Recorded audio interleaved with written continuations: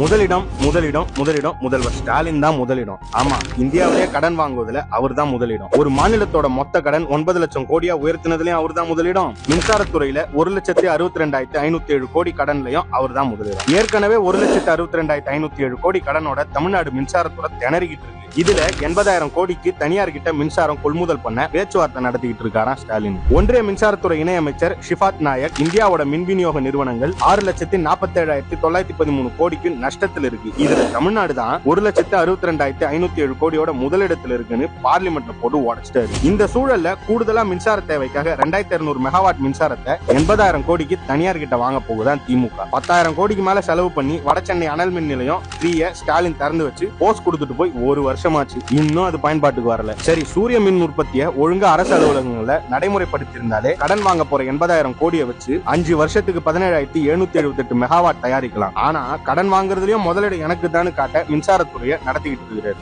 ஊழல் புகழ் செந்தில் பாலாஜியை மின்சாரத்துறைக்கு அமைச்சரா போட்டப்பவே அந்த துறை பல சோதனைகளை சந்திக்கும்னு நினைச்சோம். இப்ப யாரு துறைக்கு அமைச்சர்னே தெரியாத அளவுக்கு சோதனைகள் இருக்கு. மின்சாரம் தாக்கி தான் ஐசியூ போவாங்க. மின்சாரத்துறையே ஐசியூக்கு அனுப்புனது ஸ்டாலின் மட்டும்தான்.